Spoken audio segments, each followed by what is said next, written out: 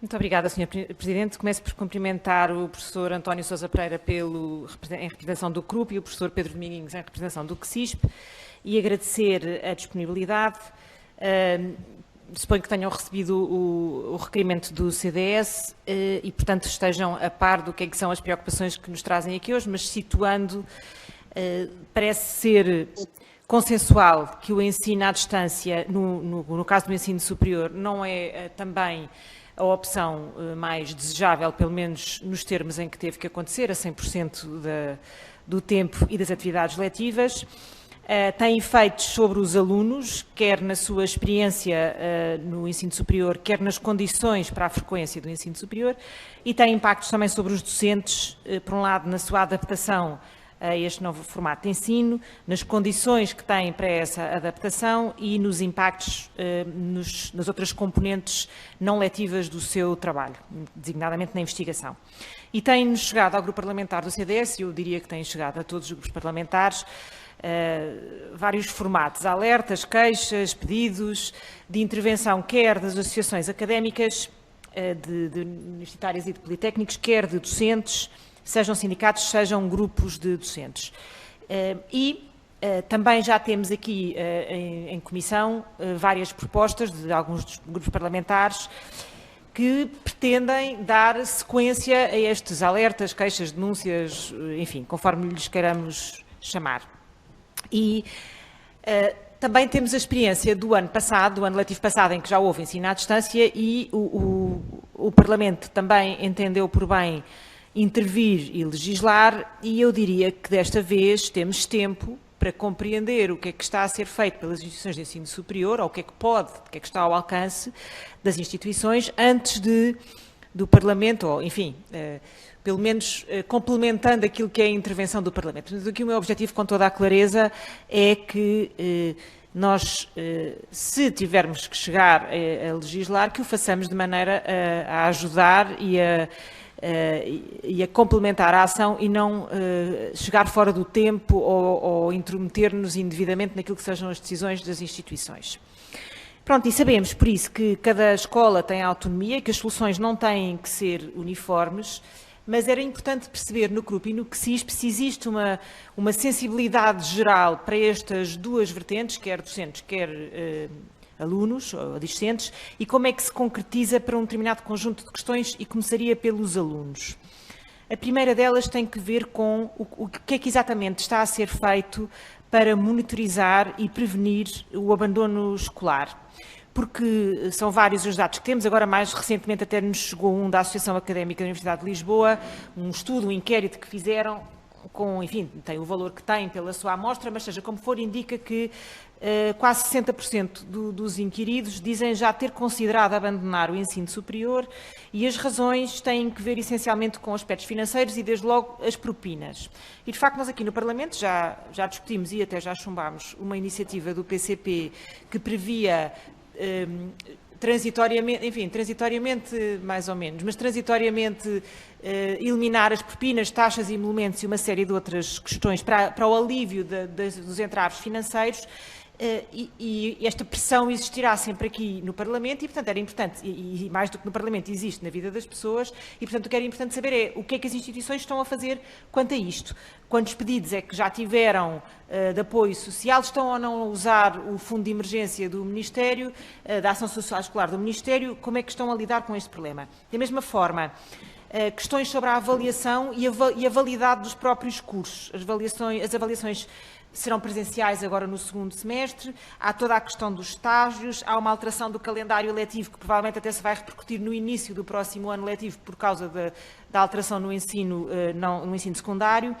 E até recentemente o professor António Sousa Pereira fez nota disto, fez nota de que a validade dos cursos, como estavam a acontecer, particularmente nos cursos de 3 anos, em que estávamos com bastante tempo de ensino à distância, podia ser questionada. E, portanto, como é que também estão a pensar resolver este tema de garantir avaliações presenciais e dar substância e validade aos cursos? No caso dos docentes, duas questões muito concretas, têm que ver também com a avaliação.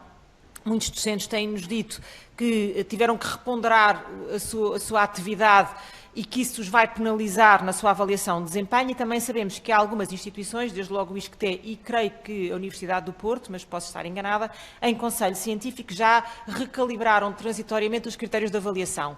E, portanto, como é que isto está a ser pensado? Finalmente, novamente ligado à extensão, à alteração do ano letivo. Se o ano letivo tiver que ser prolongado para efeitos de avaliação ou estágios, que impacto é que isso vai ter nos docentes que estão contratados a prazo? Está previsto fazer alguma extensão para não ter que ser o Parlamento a intervir como fez o ano passado?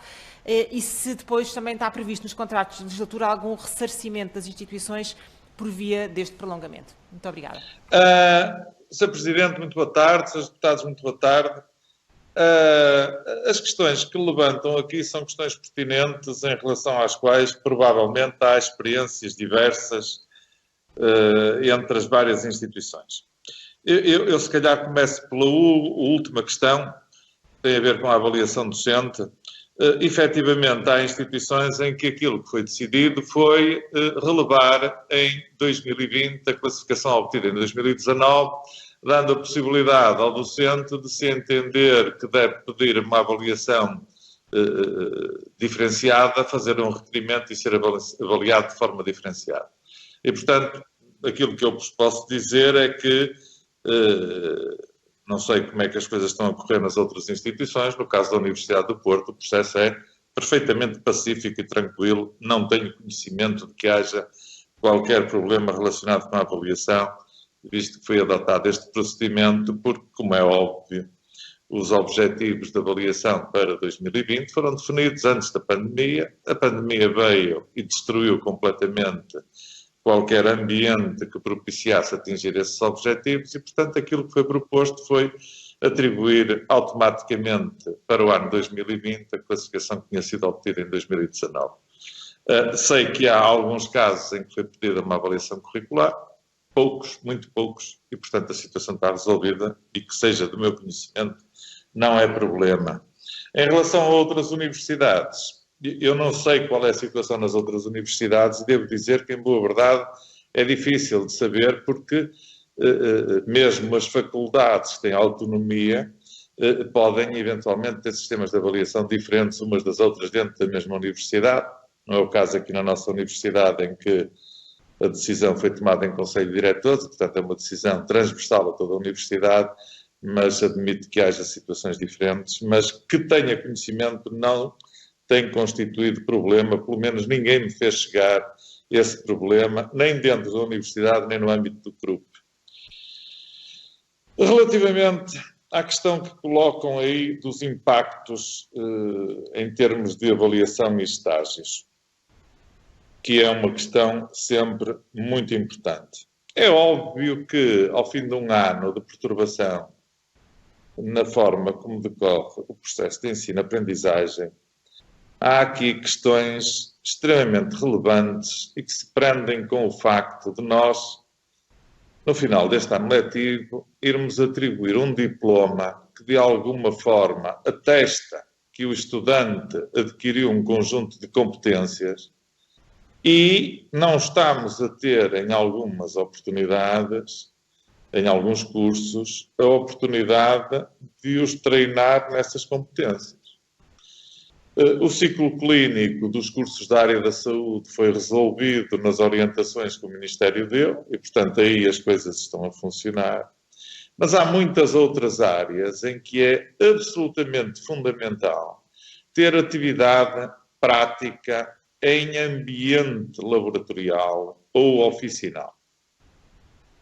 Estou a falar dos cursos de arquitetura, em que é fundamental ter acesso a instalações com equipamentos diferenciados, desde logo, em alguns casos, computadores de alto desempenho que permitam trabalhar, por exemplo, com softwares como AutoCAD e companhia, que não são passíveis de correr em computadores domésticos vulgares.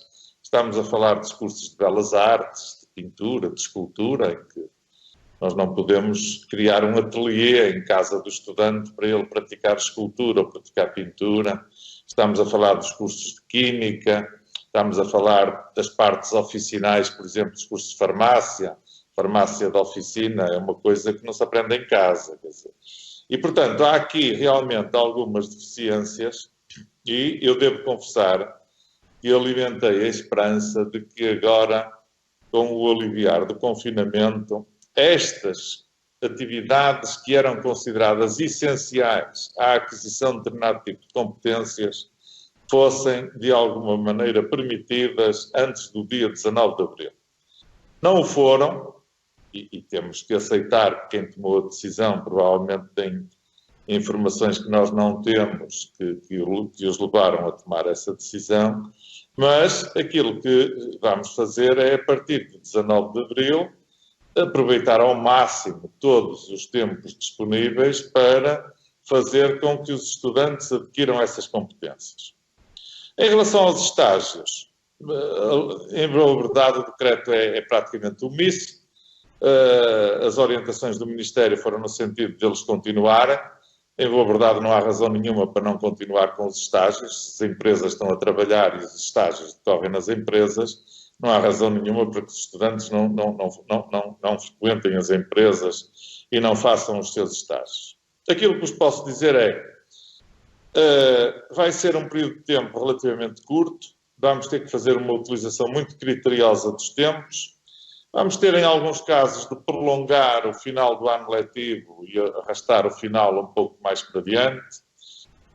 Os estudantes, em várias das academias, já deram o seu acordo a prescindir das festas académicas para que possam ter aulas nesse período que tradicionalmente é de festa académica e, portanto, vamos tentar compensar da melhor maneira possível o que for possível compensar, no sentido de que os estudantes, na altura que levam o diploma, tenham realmente adquirido as competências que é suposto ter quando apresentam aquele diploma.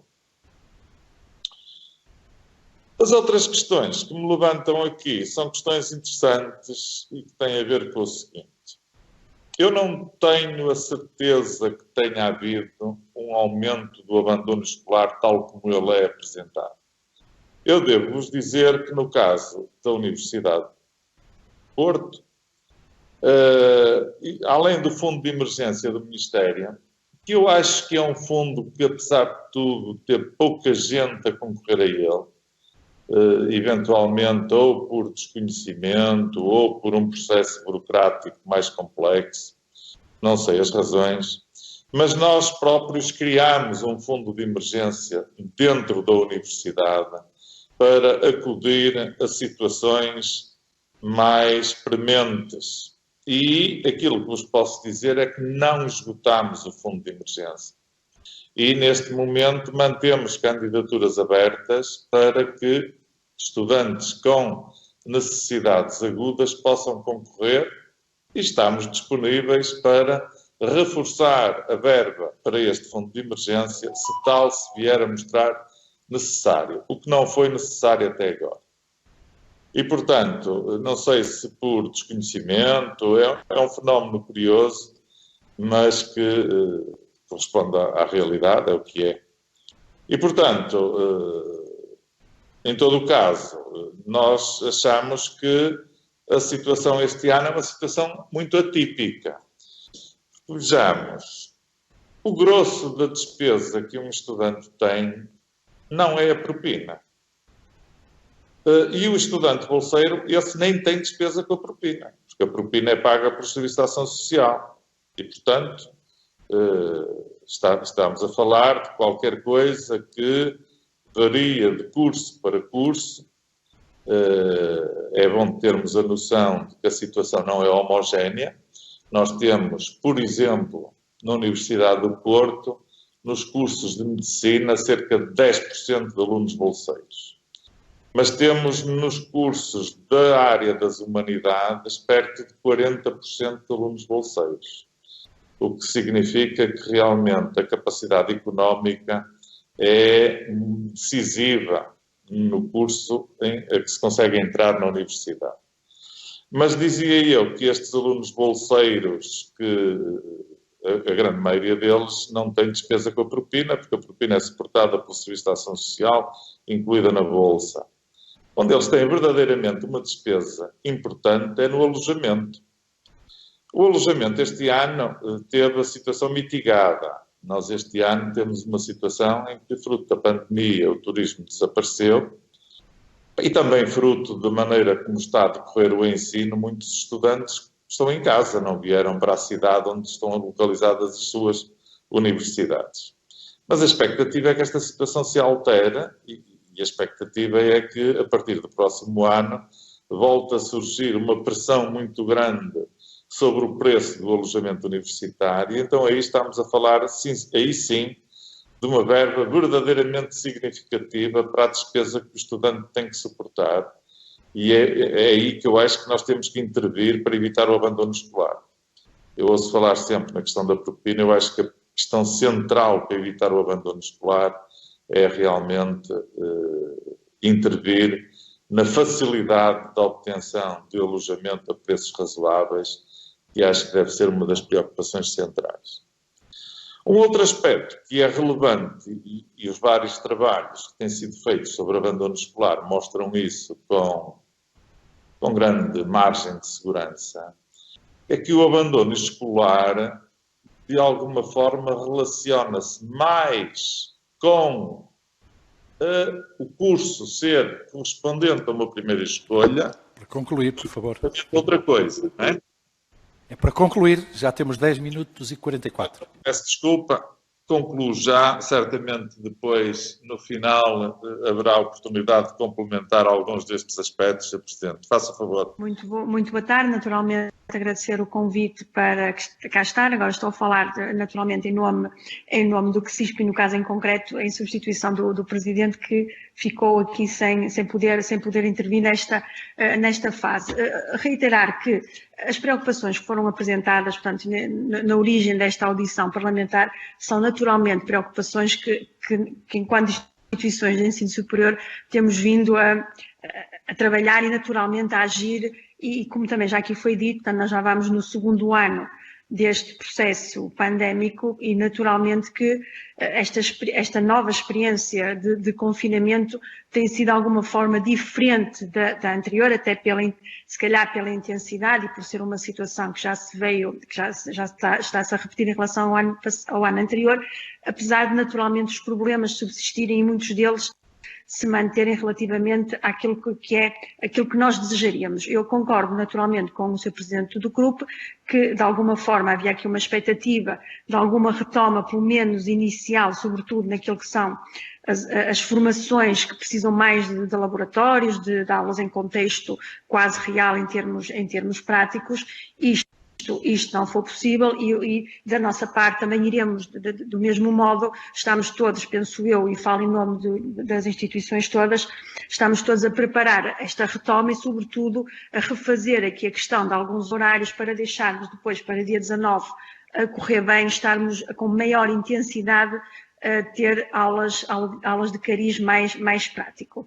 Naturalmente também que relativamente à questão do contexto de trabalho, sobretudo para os estágios e no caso do ensino superior politécnico, como sabem, portanto, nós temos uns bons milhares de alunos nos cursos técnicos superiores profissionais que naturalmente agora a partir deste mês de março, fevereiro, estariam a começar os seus estágios e naturalmente que isto também está de alguma forma a ser revisto. O que é que nós defendemos? Mantemos e os alunos mantêm com as empresas que estão naturalmente em funções normais, acautelamos que todos os estágios que sejam possíveis sejam efetivamente realizados, porque é este o conceito deste tipo de formação e é isto que nós entendemos que é o fundamental. Portanto, ao contrário do que aconteceu ano passado, eu acho também isto corre um bocadinho desta experiência de estar a repetir, não estamos a ter os problemas que tivemos no primeiro confinamento, portanto há uma maior aceitação até das empresas, naturalmente cumprindo as regras de segurança, estão mais abertas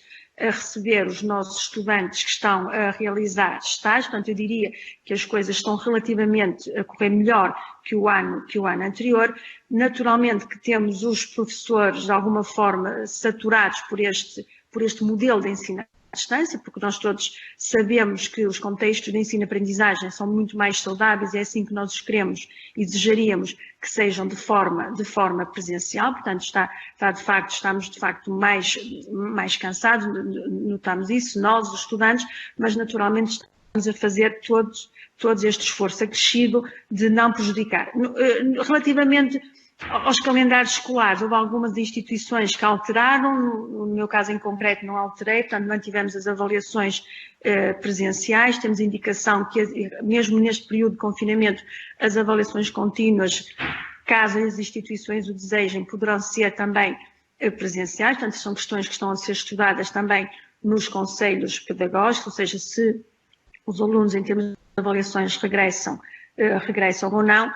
Relativamente também à questão da avaliação do desempenho dos professores, tal e qual como disse o Sr. Presidente do CRUP, há aqui os nossos regulamentos, a grande maioria daqueles que eu conheço, tem alguma flexibilidade, portanto, e eu não vejo muito que tenham havido docentes de alguma forma prejudicados relativamente, eu percebo que a avaliação é diferente, mas há aqui alguma flexibilidade, por exemplo, ponderar mais a parte pedagógica, e se calhar noutras condições, do que, por exemplo, a parte científica, que naturalmente a questão das saídas, a participação em congresso, de missões, ficou comprometida. Portanto, esta questão.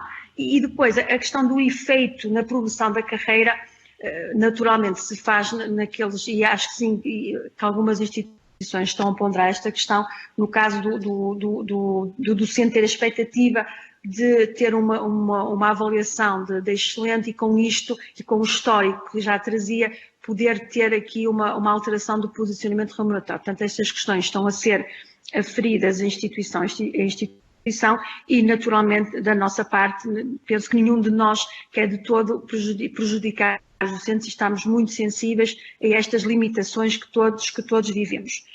E eu confesso que também não senti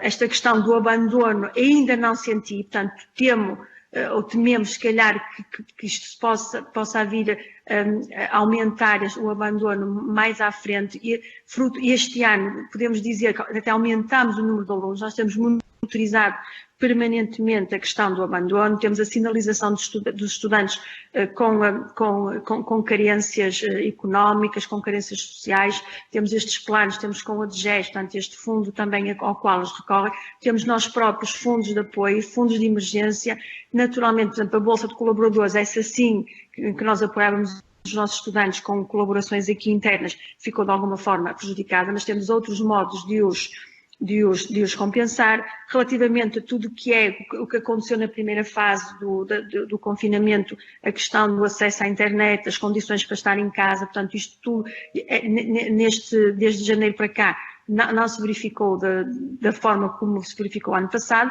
e naturalmente mantivemos os nossos programas de apoio com empréstimos de computadores, aquisição de computadores e também até com a associação de estudantes. Portanto, eu diria que não houve ainda sobre a questão dos contratos, como a grande maioria não alterou os seus calendários letivos, portanto eu acho que não há consequências para a questão dos contratos com os docentes convidados. Há de facto uma vontade de conseguirmos da melhor forma responder àquilo que são as expectativas dos nossos estudantes e, naturalmente, uma preocupação grande, sobretudo, com esta questão do impacto que isto está a ter na questão dos alunos Erasmus e também dos estudantes internacionais, apesar de, eu posso dizer que até contra as expectativas que eu própria tinha na minha instituição, nós recebemos bastantes alunos Erasmus mesmo neste período e também vários alunos saíram, portanto até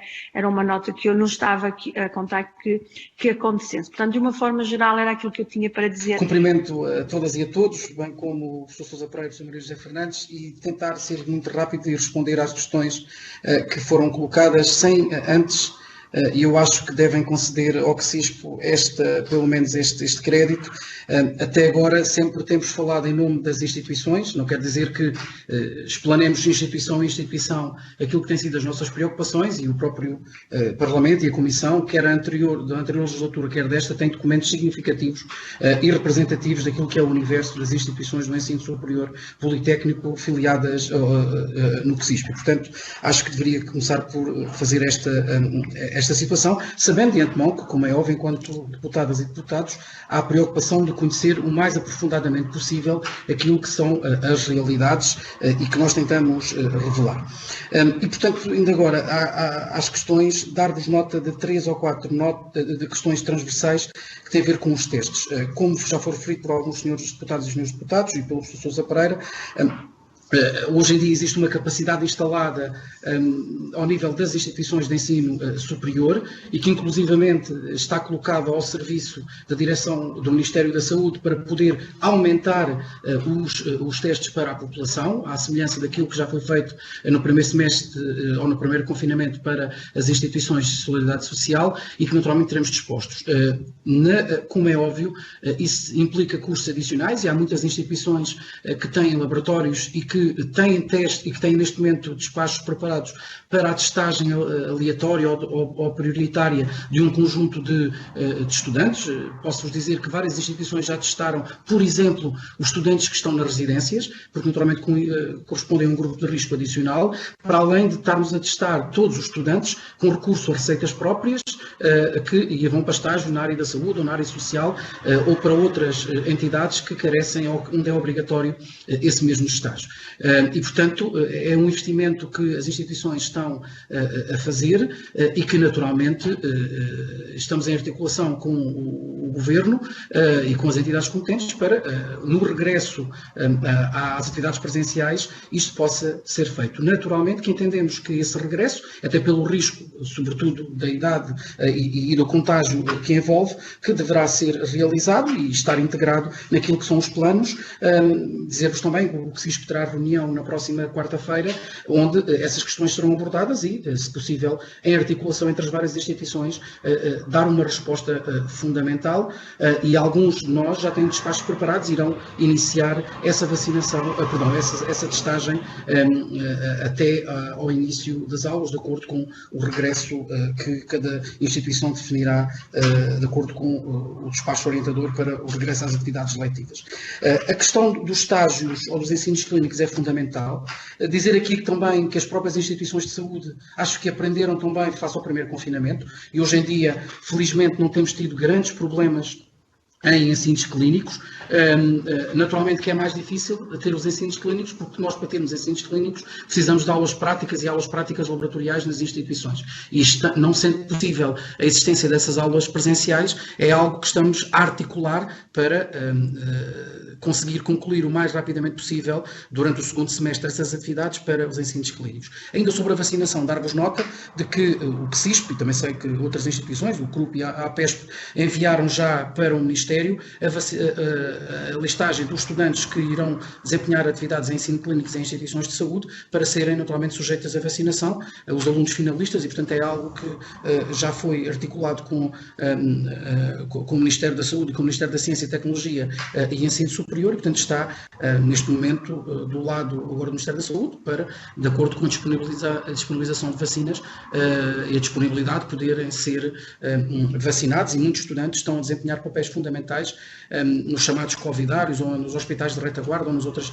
situações no desempenho dos seus ensinos clínicos e também ao nível daquilo que é ou que são as estratégias de rastreamento da população.